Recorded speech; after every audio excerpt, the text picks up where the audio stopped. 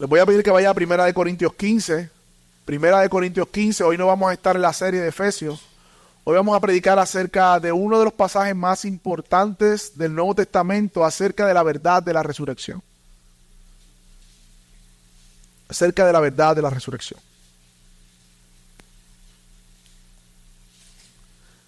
Ya mismo lo vamos a leer, pero mientras tanto, aquellos que toman nota pueden anotar el tema y lo que vamos a estar viendo hoy. El tema de hoy es la esperanza segura de la resurrección.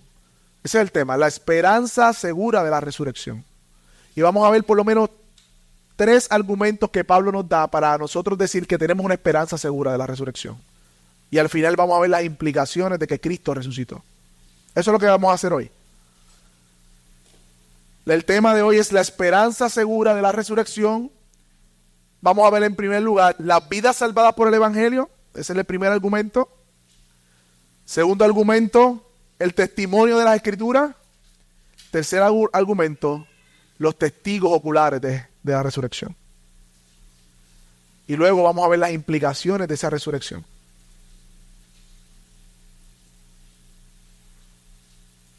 Y yo sé que como cristianos hemos escuchado mucho de la resurrección, pero a veces no le damos la importancia como le damos a la crucifixión. Yo creo que cantamos más de la crucifixión, hablamos más de la crucifixión, del amor de Dios por el derramamiento del Hijo en la cruz del Calvario. Vemos, ¿verdad?, la pasión de Cristo, vemos todo esto esta semana y como que estamos más enfocados en la muerte de Cristo, lo cual para mí es un hecho trascendental de la fe cristiana. No se equivoque lo que quiero decir ahora. La muerte de Cristo marcó el antes y después de la historia. Dios muriendo en una cruz. Pero la realidad es que si eso se hubiera quedado ahí, si Cristo se hubiese quedado muerto y crucificado, y al tercer día no se hubiese levantado, la fe cristiana no tuviese ningún sentido. Ningún sentido. Y la resurrección es una doctrina fundamental de la fe cristiana. Así como, por ejemplo, que Jesús es el Hijo de Dios, es una doctrina fundamental. Por ejemplo, la misma muerte y resurrección, la Trinidad, el regreso de Cristo. Son doctrinas fundamentales que si decimos no creer en ellas, ya no somos cristianos. Hubo un movimiento, ¿verdad?, de iluminación humana, el liberalismo, que empezó a decir que Cristo no resucitó, que eso fue una experiencia espiritual de los discípulos. Y se decían ser cristianos. No son cristianos si creen que Cristo no resucitó. Por lo tanto, la resurrección de Cristo es una doctrina o una enseñanza fundamental, básica de la fe cristiana. Todo cristiano, para llamarse cristiano, que Cristo murió, que Cristo es el Hijo de Dios, murió, resucitó. Amén. Por lo tanto, es un tema muy importante lo que vamos a estar viendo hoy. Muy importante. Y vamos a leer uno de los pasajes más importantes acerca de la resurrección. Primera de Corintios 15, vamos a leer desde el versículo 1 al 22. Este es uno de los pasajes más profundos, uno de los pasajes más hermosos. Si lo leemos completo, Primera de Corintios 15, no vamos a tener el tiempo que quisiera. Era mi plan hacerlo, irlo de manera, ¿verdad?, panorámica, pero no lo voy a hacer para poder profundizar en otras verdades. Primera de Corintios 15, del 1 al 22. Dice de la siguiente manera. Pablo hablándole a la iglesia en Corinto. Ahora les hago saber, hermanos, el evangelio que les prediqué, el cual también ustedes recibieron, en el cual también ustedes están firmes, por el cual también son salvos si retienen la palabra que les prediqué, a no ser que hayan creído en vano. Porque yo les entregué en primer lugar lo mismo que recibí, que Cristo murió por nuestros pecados conforme a las Escrituras, que fue sepultado y resucitó al tercer día conforme a las Escrituras, y que apareció a Cefas y después a los 12. Luego apareció a más de 500 hermanos a la vez, la mayoría de los cuales viven aún, pero algunos ya duermen. Después apareció a Jacobo, luego a todos los, luego a todos los apóstoles, sí, estaba bien. Y al último de todos, como un nacido fuera de tiempo, se me apareció también a mí. Porque yo soy el más insignificante de los apóstoles, que no soy digno de ser llamado apóstol, pues perseguí a la iglesia de Dios. Pero por su gracia, por la gracia de Dios, soy lo que soy. Y su gracia para conmigo no resultó vana. Antes bien, he trabajado mucho más que todos ellos, aunque no yo, sino la gracia de Dios en mí. Sin embargo, haya sido ellos, yo o ellos, así predicamos y así creyeron ustedes. Ahora bien, si se predica que Cristo ha resucitado entre los muertos, ¿cómo dicen algunos de entre ustedes que no hay resurrección de los muertos? Y si no hay resurrección de los muertos, entonces ni siquiera Cristo ha resucitado. Y si Cristo no ha resucitado, vana es nuestra predicación y también vana es la fe de ustedes. Aún más, somos testigos falsos de Dios porque hemos testificado contra Dios que Él resucitó a Cristo, a quien no resucitó, si en verdad los muertos no resucitan. Porque si los muertos no resucitan, entonces ni siquiera Cristo ha resucitado. Y si Cristo no ha resucitado, la fe de ustedes es falsa. Todavía están en sus pecados. Entonces también los que han dormido en Cristo están perdidos. Si hemos esperado en Cristo en esta vida solamente, somos de todos los hombres los más dignos de lástima. Pero, otro glorioso pero de la Escritura.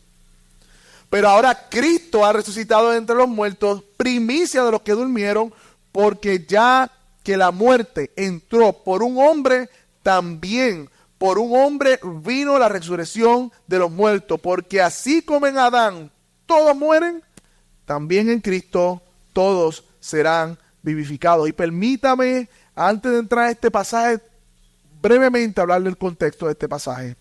Pablo le escribe una carta a la iglesia de Corintios, que fundó en Acaya, estuvo cerca de año y medio allí. Un lugar en donde había gran actividad comercial, había muchos pecados, inmoralidad, homosexualidad, vanagloria, idolatría, borracheras, desorden. Eso es lo que había en Corinto. Pero el poder del evangelio llegó y Pablo predicó allí y una iglesia nació allí. Y estos creyentes que vivieron allí en Corintio, experimentaron la transformación de Dios por medio del evangelio. Pero a medida que la iglesia se levantaba, surgieron algunos problemas. Y entonces Pablo le escribe a esta iglesia para darle instrucción referente a esos problemas. Y esto es interesante porque Dios nos hace nacer de nuevo del Espíritu, nos da una nueva vida, hay verdadera vida espiritual en nosotros, pero al mismo tiempo vemos que esta iglesia, así como hemos nacido nosotros de nuevo, ellos también nacieron de nuevo, también necesitaban instrucción para vivir la vida cristiana, como también nosotros la necesitamos.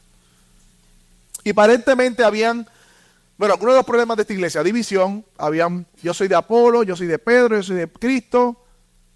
Estaban usando la libertad cristiana como una excusa para hacer caer a los hermanos. Habían desorden en el culto, en la cena del Señor, se estaban adelantando unos, otros, estaban usando los dones de manera egoísta. Y Pablo decía, si no es por edificación, pues no, los dones son para edificar, no son para usarlos de manera egoísta.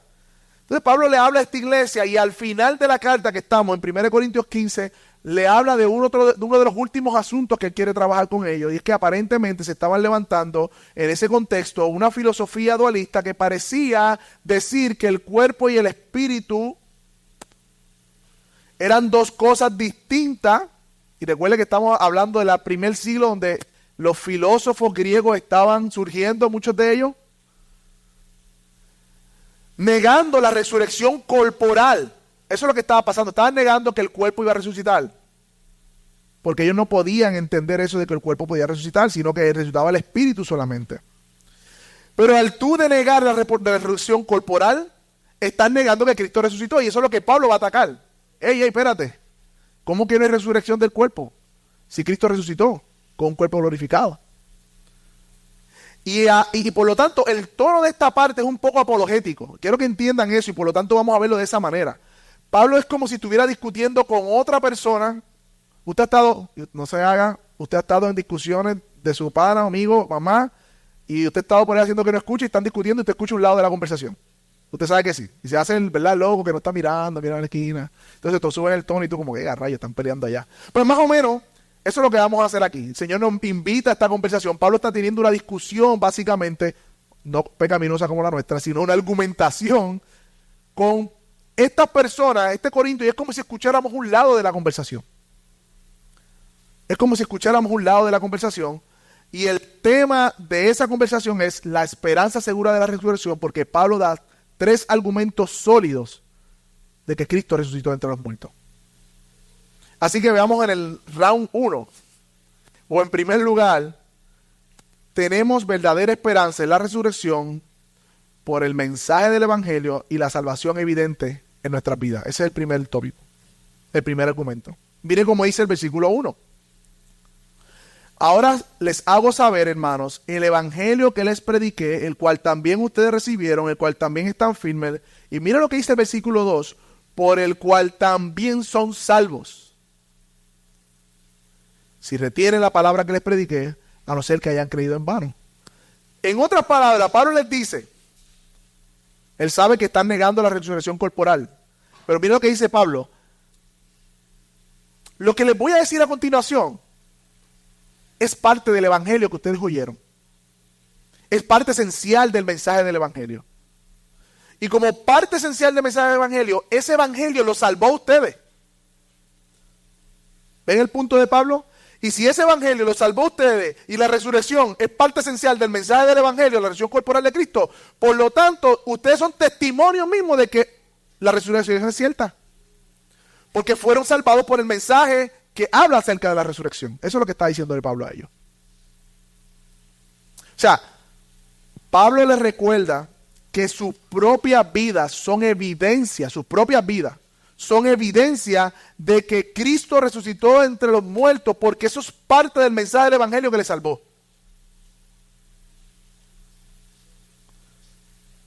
Y lo mismo es para nosotros hoy.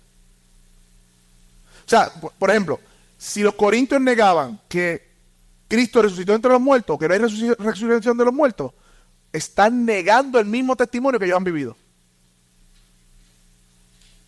Pero lo mismo para nosotros hoy.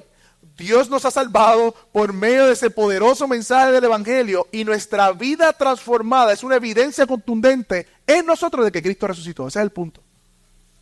Hermano, la nueva vida que Dios le ha dado a usted, los nuevos deseos que Dios le ha dado a usted, esa lucha con el pecado, esa nueva esperanza, ese gozo en Cristo, es una evidencia de que Cristo resucitó de los muertos, porque eso fue posible por la vida nueva que Cristo le dio por medio de la resurrección.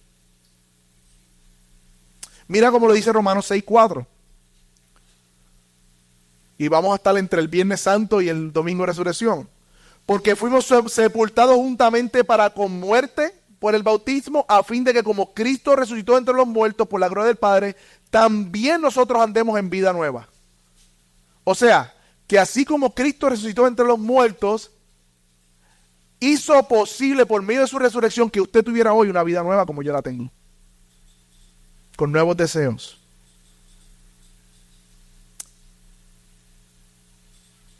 Romanos 8:11 dice, y si el espíritu de aquel que levantó a Jesús entre los muertos mora en ustedes, el que levantó de los muertos a Cristo Jesús vivificará también vuestros cuerpos mortales por su espíritu que mora en vosotros.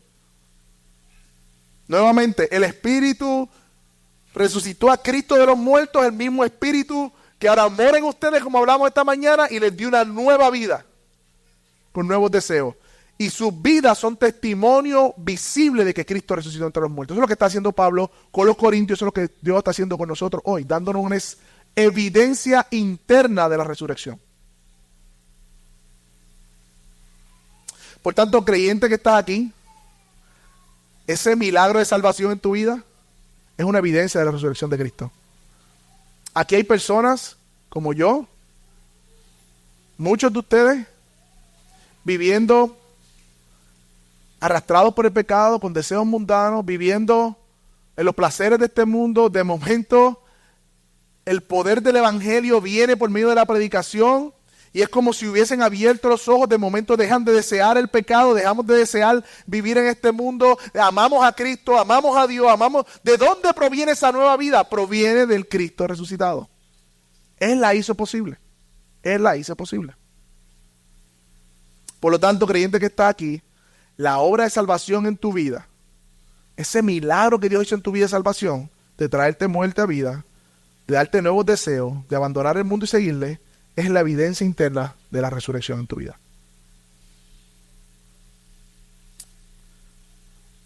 Ahora bien, veamos el segundo round. Ese es el primer round. Ahora Pablo va para el segundo round, o el segundo argumento. Tenemos verdadera esperanza de la resurrección porque las escrituras lo testifican. Aquí viene el segundo punto de Pablo. La escritura lo testifica. Versículo 3 al 4, vean conmigo. Porque primeramente os he enseñado lo que asimismo recibí, que Cristo murió por nuestros pecados conforme a ¿quién? A las escrituras. Y fue sepultado y que resucitó al tercer día conforme a ¿qué? A las escrituras. O sea, Pablo ahora no solamente trae el hecho de la evidencia interna y la experiencia de salvación en la vida de los corintios y la vida nuestra, sino que ahora trae un testigo adicional, las mismas escrituras. Las mismas escrituras.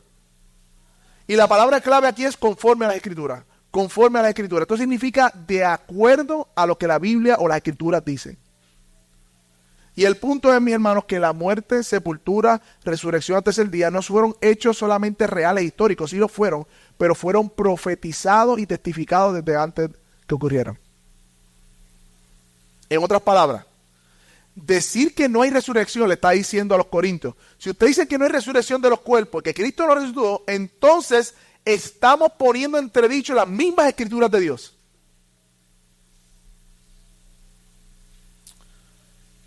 Apunta algunos versículos o algunos pasajes de las escrituras que apuntan hacia la resurrección.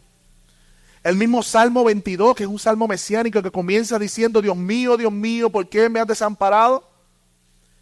Y comienza a hablar de los sufrimientos de Cristo.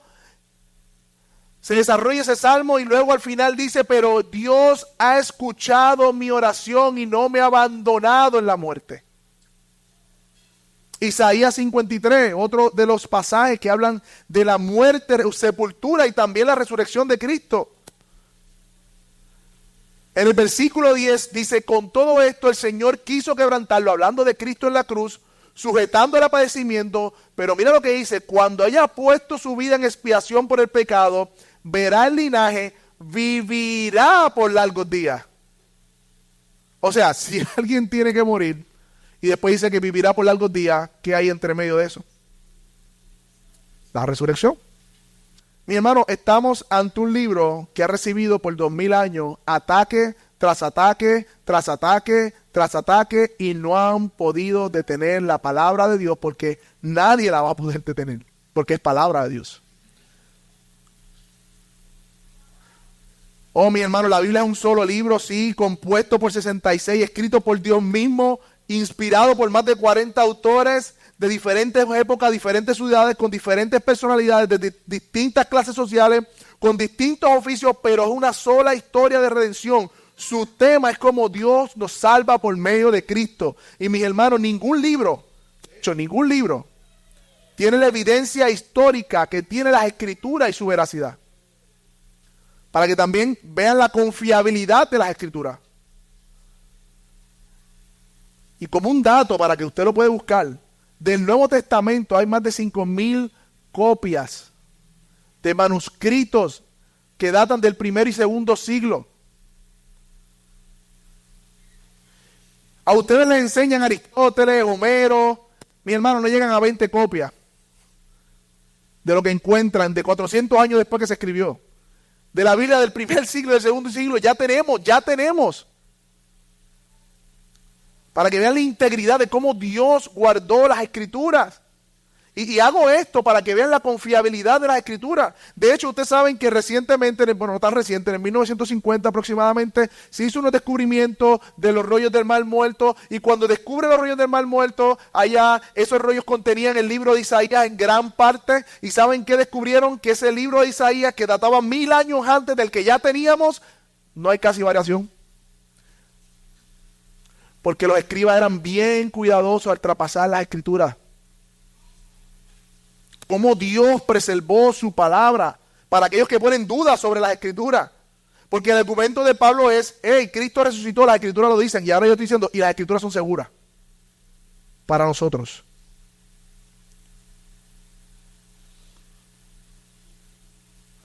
Los padres de la iglesia, los padres apostólicos, historiadores ni siquiera creyentes, citan las escrituras y hablan las escrituras. más de 300 profecías cumplidas. Usted sabe que Jesús cumplió más de 100 de las profecías escritas y anunciadas en el Antiguo Testamento, 400 a 1500 años antes. Y muchas de ellas que él no podía controlar. No, porque él sabía que él decía que el burrito, pues buscó un burrito. No, mi hermano. Y el nacimiento en Belén. Y los que fueron a adorarle. Y el anuncio del faraón para matar. Y cómo lo crucificaron. Hermanos, nuestra fe no está basada en sentimientos, ni en opiniones, ni en cosas de hombres que fallan. Nuestra fe está fundamentada en un cimiento seguro, histórico, real, contundente en las Escrituras, porque Dios ha dejado testimonio. Y la resurrección fue testificada por las Escrituras, y las Escrituras son seguras, por lo tanto tenemos esperanza segura de la resurrección. Tenemos un testimonio seguro de las Escrituras. Tenemos esperanza segura de la resurrección. Ahora bien, Pablo no lo deja ahí. Testimonio interno, sus vidas han sido salvadas, nueva vida, testimonio de las Escrituras. Él pasa, da un paso más adelante y viene el tercer round. Es como si tú estuvieras escuchando la conversación por acá. Toma. Ven, vamos a otro más. Tercer round. Nuestra esperanza es segura porque también hubo testigos oculares que confirmaron la resurrección de Cristo. En un caso, hace rato ganamos. Primera de Corintios 15, 5 al 8, vayan conmigo. Dice, y apareció a Cefas, y después a los 12, después apareció a más de 500 hermanos a la vez, de los cuales muchos viven aún, y otros ya duermen. Después apareció a Jacobo, después a todos los apóstoles, y como últimos de todos, como un abortivo me apareció a mí. O sea, la resurrección fue confirmada por testigos oculares, personas que lo vieron, lo tocaron y estuvieron con él luego de su muerte. Y Pablo le dice aún, hay 500 hermanos que le vieron y todavía viven, vayan y pregúntale. Pero vayamos por parte, porque hay diferentes personas a quienes Cristo se le apareció. Y yo creo que Dios inspiró esto de manera hermosa para nosotros también. El primero que menciona es Pedro, Cefas. Ese, ¿verdad? El nombre de Cefas se refiere a Pedro. El líder de la iglesia primitiva. Y yo no sé si recuerdan uno de los encuentros más hermosos después de la resurrección. Pedro dice, me voy a pescar. Parece que aquí no va a pasar nada. Y los discípulos, como él era el líder, pues nos vamos contigo. Se fueron a pescar. Y no pescaron nada. Toda la noche pescando, nada. Aparece un personaje de lejos y le dice, tira al otro lado. Hacen caso y de momento la pesca milagrosa. El mismo milagro que llevó a Pedro de rodillas años atrás, donde confesó, no soy digno de que te me acerques. Jesús nuevamente lo hace y Pedro desesperado corre a su maestro y su maestro ve y lo ve allí y le dice, Pedro, ¿me amas? La última vez que Pedro vio a Jesús estaba maldiciéndolo, porque decía, yo no lo conozco, y maldijo. 3 ocasiones negó a Jesús, y 3 ocasiones Jesús va donde el resucitado y le pregunta, ¿tú me amas? Qué hermoso encuentro del Cristo resucitado, va a su líder, discípulo, y lo conforta y lo restaura. Jesús sabía que Pedro tenía que tener ese aguijón ahí en la cabeza de culpa y dolor. Pero Jesús no lo deja ahí. Lo primero que hace es trabajar con su corazón y le dice, tú me amas 3 veces. El Cristo resucitado restaura a Cefas. Se le apareció a Cefas. Luego dice a los 12, haciendo referencia a los apóstoles que huyeron en el momento que Cristo fue crucificado. O sea, Cristo fue a aparecerse a aquellos que lo defraudaron completamente. En el momento duro se fueron. Lo dejaron solo. Pero Jesús no los deja ahí. Jesús va al encuentro con ellos. Y aún al encuentro con ellos, Tomás ni siquiera creyó. Dijo, vente Tomás, toca.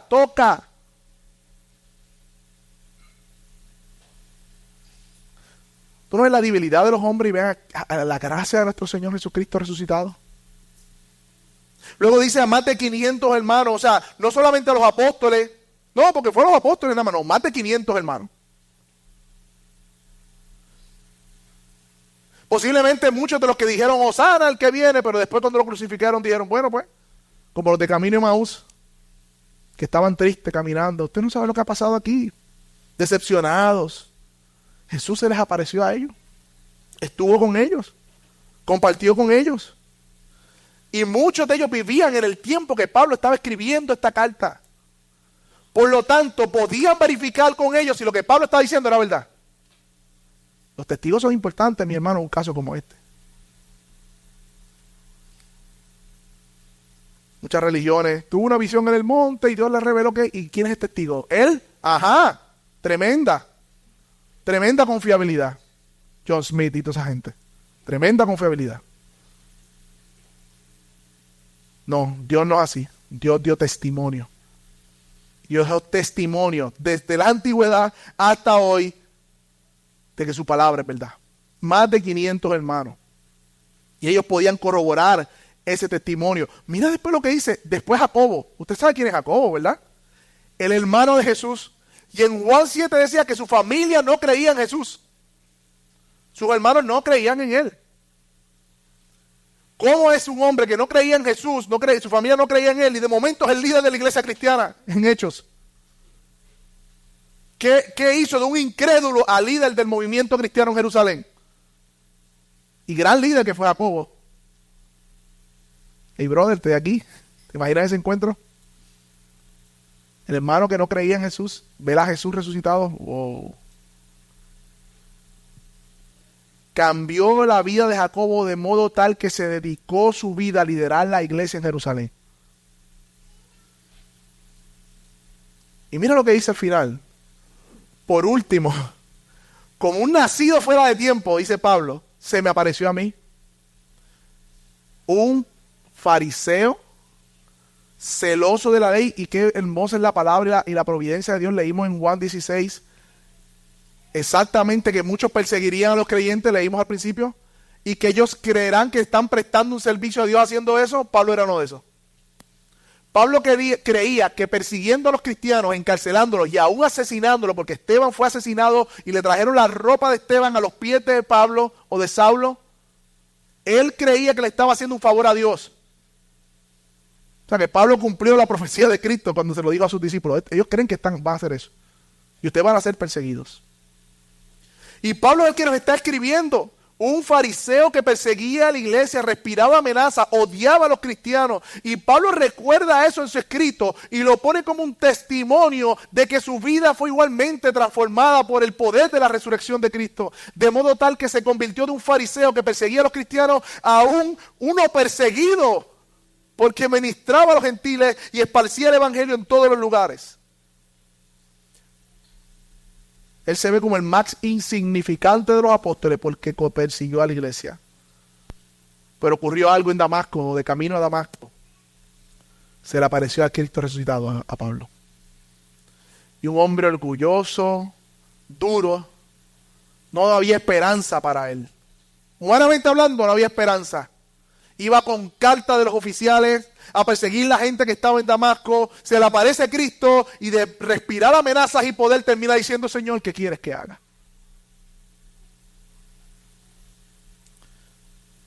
No sé si te has dado cuenta, pero los testigos de la resurrección fueron muchos y distintos.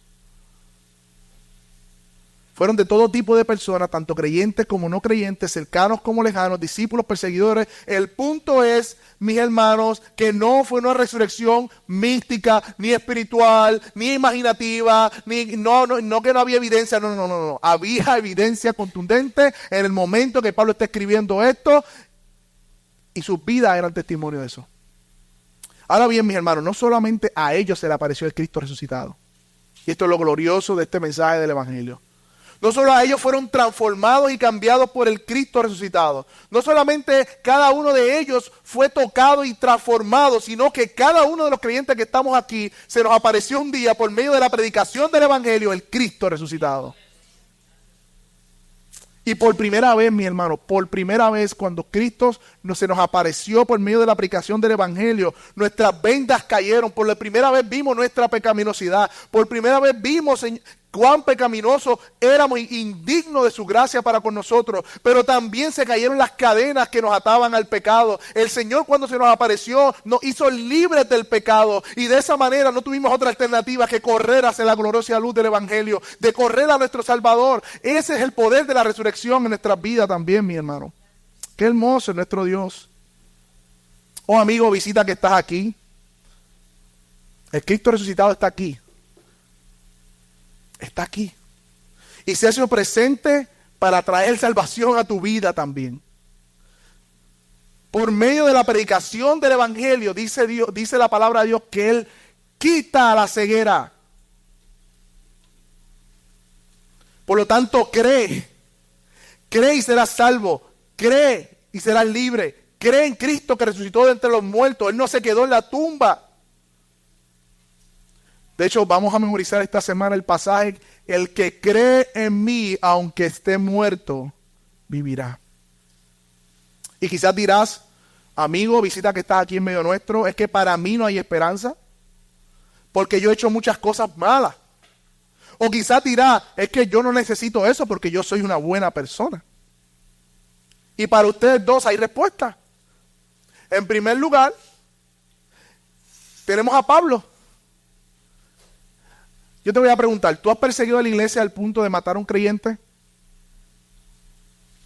Pablo lo hizo y fue perdonado. Dime qué pecado no va a ser perdonado. No hay pecado que Dios no pueda quitar del medio. Todo pecado puede ser perdonado por Jesús. No eres demasiado malo para su gracia. Porque para Dios no hay corazón de piedra que no convierta en carne. Y para aquel que se cree, pues no, yo no necesito eso porque yo soy una buena persona, yo estoy aquí, yo no le hago daño a nadie. La Biblia dice que no hay justo delante de Dios. No hay ni uno justo, no hay ni siquiera uno. Si en tus pensamientos crees que eres justo, es porque estás teniendo una ceguera o una ignorancia conveniente, porque tú sabes que has pecado contra Dios. Tú lo sabes en tu corazón. Y que no hay ninguna obra, dice la Biblia, que tú hagas que pueda pagar por ese pecado. Por eso Dios provee hoy gratuitamente por medio del Evangelio salvación a tu vida. El Cristo resucitado se vuelve a aparecer en medio nuestro para traer salvación. La gracia es más grande que el pecado.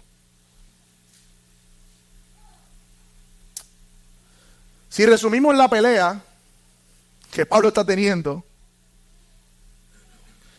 básicamente es como que, ok, si Cristo no resucitó, ¿qué hacemos con las vidas transformadas? Discípulos antes y después de la resurrección, ustedes vieron cómo huyeron a la cruz y cómo después decían que nos maten. Es mejor obedecer a Dios antes que a los hombres. ¿De dónde viene esa valentía? ¿De dónde viene esa disposición a morir? ¿De una mentira? ¿De verdad? Ellos mismos eran testimonio de salvación. Los corintios también, porque su vida había sido transformada. Si Cristo resucitó, entonces ¿qué hacemos con las escrituras? O sea, tu razonamiento lógico es más sabio que Dios. Es una arrogancia bien grande. Es una arrogancia bien grande. No, mis hermanos, la fiabilidad de la escritura, la Biblia dice, sea Dios verá y todo hombre mentiroso. Si Cristo no resucitó, entonces Dios es mentiroso. Y en tercer lugar, ¿qué hacemos con los testigos? Ah, no, ellos vieron alucinaciones. Sí, alucinaciones vieron. Apóstoles, 500 hermanos, familia incrédula, perseguidores. Todos son mentirosos. Y tú tienes la verdad. No hay forma, mis hermanos. Es una pretensión muy grande acusar de mentirosos o testigos falsos a estos hombres del primer siglo que tenían una alta moralidad y servían a un Dios que no toleraba la mentira. En fin, queda claro que es más evidente que la resurrección de Cristo es histórica, es veraz, y por lo tanto tenemos una esperanza segura en Cristo. Nuestra fe no descansa en opiniones y en sentimientos, descansa en el hecho de que Cristo murió y resucitó por nuestros pecados. ¿Y cuáles son las implicaciones? Para ir terminando.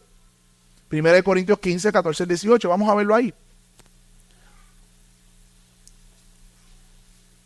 Básicamente Pablo dice, bueno, vamos a suponer que Cristo no resucitó, y empieza a decir qué sucedería si eso fuera cierto.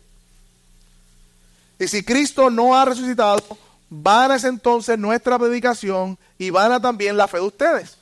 Aún más, somos hallados testigos falsos de Dios, porque hemos testificado contra Dios el que Él resucitó a Cristo, a quien no resucitó, si en verdad los muertos no resucitan. Porque si los muertos no resucitan, entonces ni siquiera Cristo ha resucitado. Versículo 17. Y si Cristo no ha resucitado, la fe de ustedes es falsa. También están en sus pecados. Entonces también los que han dormido en Cristo están perdidos. Si hemos esperado en Cristo para esta vida, solamente somos los hombres más dignos de lástima. Básicamente, si Cristo no resucitó, nosotros creyentes damos pena. Damos lástima. Estamos creyendo una mentira. Eso es si Cristo no resucitó. Eso es la suposición. Si no hay resurrección, entonces el cristianismo es una falsa, Dios es mentiroso, nosotros también. Si Cristo no resucitó, también nosotros estuviéramos en nuestros pecados. Si Cristo no resucitó, nosotros, todos los que murieron antes que nosotros están perdidos. Tampoco habría esperanza para nosotros en nuestra muerte.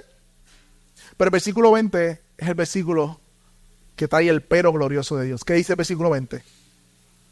Pero ahora, dice Pablo, Cristo ha resucitado de entre los muertos, primicia de los que durmieron.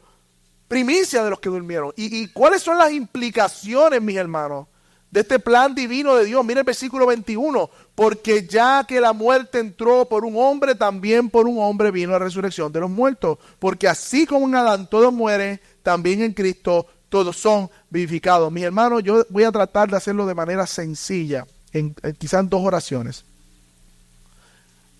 Hay 2 tipos de personas en este mundo. 2 tipos de personas. Los que están en Adán. ¿Qué quiere decir que están en Adán?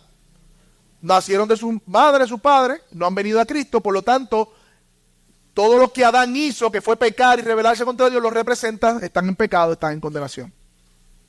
Ese es el primer tipo de personas que hay en esta tierra. El segundo tipo de personas, los que están en Cristo. Son 2 tipos de personas que hay. ¿Quiénes son los que están en Cristo? Aquellos que han puesto su confianza, su fe, se han arrepentido de sus pecados, han venido a salvación, Dios los traslada de la condenación que merecen por sus pecados a una nueva vida en Cristo. No hay puntos intermedios. En la vida no es que yo no soy fanático cristiano, pero yo soy, tú sabes, estoy ahí in between. No hay in between. La Biblia no permite eso. La palabra no nos permite eso. O eres hijo de Dios porque estás en Cristo, o si estás en Adán, al final de cuentas, hijo del diablo, dice la palabra. Ese es el veredicto de la palabra, no tu opinión. Y hemos visto que la palabra de Dios es verdad. Pero Dios diseñó un plan de salvación. Cuando Adán pecó, Dios prometió que vendría uno de Adán a redimir, a transformar, a cambiar lo que hizo Adán. Y ese es Cristo. Por eso Cristo vino como un hombre, porque Adán era un hombre representándonos como hombre, vivió una vida perfecta como un hombre, murió en una cruz como un hombre crucificado siendo Dios y resucitó al tercer día dando una vida nueva. Por lo tanto, aquellos que creen en Cristo ya no están en Adán, sino que la vida, muerte, también la muerte y la resurrección de Cristo les representa. O sea, los cristianos, los que han venido a Cristo en fe, como están en Cristo, ya son declarados justos por la justicia de Cristo. Murieron con Cristo. Dice que fuimos unidos en su muerte y ya hemos sido resucitados con Cristo. El que está en Cristo no muere, porque tiene vida eterna. Y la vida eterna comienza desde el momento en que reconocemos nuestros pecados y Cristo viene a morar en nosotros. Cristo, el Espíritu Santo, no se va de nosotros, por lo tanto el Espíritu eterno, no morimos. O estás en condenación o estás en Cristo. Y yo creo que esta semana de reflexión, esta semana que el Señor ha traído a nuestras vidas, ¿verdad? Que muchos lo hacen de manera cultural, como quiera Dios está trayendo a tu vida misericordia y gracia, y a nuestra vida recordándonos la gracia del Señor. Pero yo quiero terminar con las implicaciones positivas de la resurrección. Porque Él dijo todo lo negativo. Lo vieron en el pasaje, ¿verdad? Si Cristo nos resucitó, es vana nuestra fe, es vano esto, somos dignos de lástima. Lo vimos negativo. Pero la implicación es que eso está ocurriendo de manera positiva. Así que miren lo que vamos a terminar con esto. Dice, versículo 14. Porque Cristo resucitó, nuestra predicación no es vana. No es vana. Dice, vana sería nuestra predicación si no resucitó. Pero como Cristo resucitó, nuestra predicación no es vana, mis hermanos. O sea, mi hermano, tú y yo no predicamos en vano, sino que tenemos un mensaje verdadero y urgente en nuestras manos. No hay nada peor que proclamar noticias falsas, tener una narrativa falsa, un discurso falso que no tenga sentido ni propósito, pero nosotros no somos esas personas. Aquellos que han creído en Cristo, su predicación no es vana. Cristo resucitó, tu mensaje no es en vano, y Él ha prometido estar con nosotros hasta el fin. Como Cristo resucitó también, nuestra fe no es vana. No es vana, todo lo contrario. O sea, la palabra vana quiere decir vacía, sin propósito, sin sentido. Todo lo contrario, como Cristo resucitó, nuestra predicación tiene propósito y nuestra fe no es vacía, sino que tiene un sentido y un propósito de ser. No seremos defraudados aquellos que ponen nuestra confianza en Cristo. El hombre defrauda, tu familia te va a defraudar, tus amigos te van a defraudar, tu vecino te va a defraudar, tu compañero de trabajo que tanto confías va a defraudar. Van a ser defraudados, pero ninguno que pone su fe en Cristo jamás será defraudado. Jamás. Nuestra fe no es vana. Él cumple sus promesas. Eso nos recuerda, mi hermano, que nuestra vida cristiana, tu lucha, tu prueba, tu fe, tu confianza, tu dolor en medio de ella no es en vano. Sufrir fuera de Cristo fuera en vano completamente, no tuviese sentido. Pero como sufrimos en Cristo, aún el sufrimiento y el dolor, Dios lo usa para su gloria, nuestra fe no es en vano. Cristo ha resucitado. Y nuestra fe no es vana, sino que es segura, porque Cristo resucitó. Aquel que ha puesto su confianza en Cristo jamás se perderá. Jamás. Él guarda nuestra fe hasta el fin. Él es la roca inconmovible. También dice que si Cristo no hubiese resucitado, fuéramos testigos falsos. Dice ahí. Pero como Cristo resucitó, somos testigos verdaderos de Dios. Esa es la implicación. Y un testigo, uno que ha visto. Y tú y yo hemos visto al Cristo resucitado por medio del poder de su palabra en nuestras vidas. Es real el testimonio. Y su familia y sus amigos lo saben. Aquellos que le rodean. Dice el pasaje que si Cristo resucitó, estuviésemos en nuestros pecados todavía. Pero como Cristo resucitó, ¿sabe qué? Ya no estamos en nuestros pecados. Ya no estamos en nuestros pecados. Qué gloriosa verdad. La resurrección de Cristo nos da una nueva vida y ya no estamos en nuestros pecados, dice el pasaje. Por lo tanto, ya no hay condenación para aquellos que están en Cristo. Porque Cristo resucitó, no hay condenación. Mi hermano, cuando Cristo resucitó, fue el sello de aprobación del sacrificio expiatorio de Cristo. Cuando Cristo resucitó, Dios el Padre dijo, aprobado. Es segura la promesa de aquellos que ponen su fe en Él. Es segura la promesa. Hay perdón de pecados.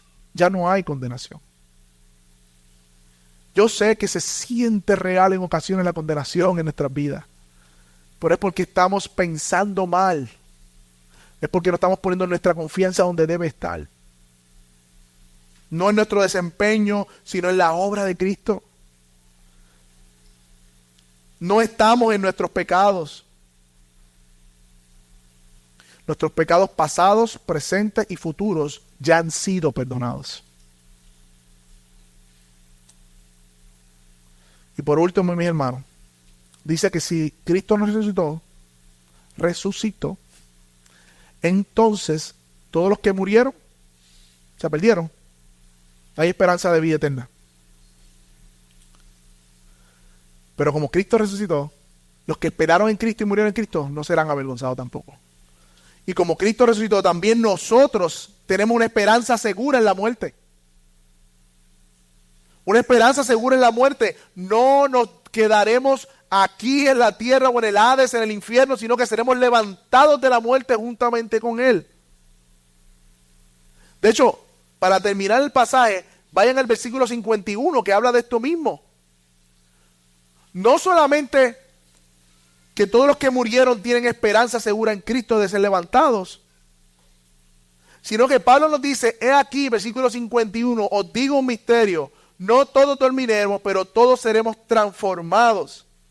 Versículo 52,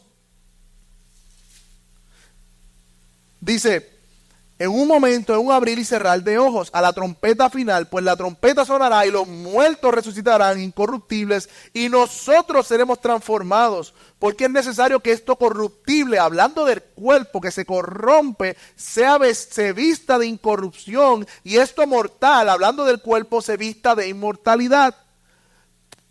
Pero cuando esto corruptible se haya vestido de incorrupción y esto mortal se haya vestido de inmortalidad, entonces se cumplirá la palabra que está en la Escritura. Devorada ha sido la muerte en victoria. ¿Dónde está, oh muerte, tu victoria? ¿Dónde, oh sepulcro, tu aguijón? El aguijón de la muerte es el pecado y el poder del pecado es la ley. Pero a Dios gracias que nos ha dado la victoria por medio de nuestro Señor Jesucristo. Por lo tanto, amados hermanos, estén firmes, constantes, abundando siempre la obra del Señor, sabiendo que su trabajo en el Señor no es en vano. No es en vano, mis hermanos. Porque Cristo resucitó, nuestra fe no es en vano, nuestra vida no es en vano. Somos no dignos de lástima, somos bienaventurados, somos dichosos, somos felices, somos verdaderamente bendecidos porque nuestra esperanza es segura. Pero para muchos de ustedes no es así. Para muchos quizás que nos visitan o personas que llevan un tiempo, viven en desesperanza. Y la razón de eso es porque no han venido al único que le puede dar verdadera esperanza, Cristo Jesús. Yo sé que muchos aquí están desesperanzados. No tienen ni sentido de por qué están viviendo. Logran algo en la vida y luego dicen, pues, ¿para qué? Se aburren nuevamente. Ocurren situaciones que no entienden y no le ven sentido ni propósito en la vida, pero eso es porque estás en Adán. Eso es porque aún no has venido, no has resucitado, estás ciego y atado a tus pecados. Pero hoy Cristo, el Cristo resucitado, vino por medio de la predicación de su palabra para que hoy tú puedas por primera vez ver, ser libre y por primera vez decir, yo soy dichoso y bendecido. Cristo me salvó. Cristo me salvó. Hermanos, si esa es la dicha más grande, los creyentes que estamos aquí, el hecho de que Cristo nos haya salvado, tenemos que reflexionar en nuestro corazón. ¿Por qué no se ve eso en nuestras vidas muchas veces? Porque esa bienaventuranza del hecho de que Cristo nos haya salvado no se ve en nuestras vidas en ocasiones. Porque donde está nuestro tesoro, ahí está también nuestro corazón. Oramos al Señor. Padre, te damos gracias por tu palabra. Aleluya. Qué gran esperanza segura tenemos en Cristo. No solo porque hemos sido transformados por el poder de tu resurrección, no solo porque hemos sido o hemos visto, Señor, en las Escrituras el testimonio seguro de tu resurrección, y no solo porque históricamente hubo testigos oculares que confirmaron tu resurrección, sino porque hoy, luego de 2000 años, tú sigues apareciéndote como el Cristo resucitado por medio de la predicación de tu evangelio para animar a tu iglesia y salvar a uno más para tu gloria. Oh, gloria a ti, Señor, porque no trabajamos en vano.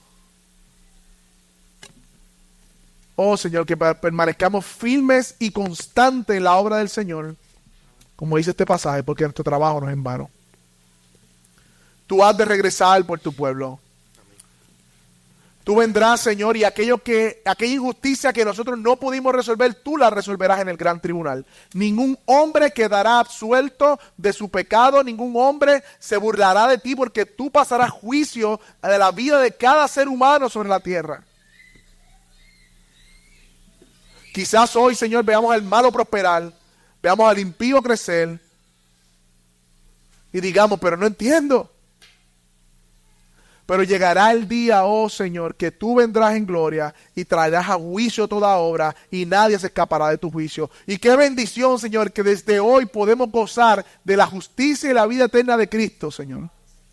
Yo te pido que no sea para mí ni para mis hermanos, sino también para todos aquellos que nos visitan y están en medio nuestro. Desde hoy en adelante ellos puedan experimentar la justicia de Cristo sobre sus vidas. viniendo ellos en arrepentimiento y fe. Porque tú volverás, tú volverás, tú volverás. Tú prometiste que vendrías a morir y lo hiciste. Tú prometiste que ibas a resucitar y lo hiciste. Tú prometiste que regresarás y lo harás. Meditamos en tu regreso mientras nos preparamos para sentarnos a la mesa, donde en tu regreso nos sentaremos juntamente contigo. En el nombre de Cristo oramos. Amén.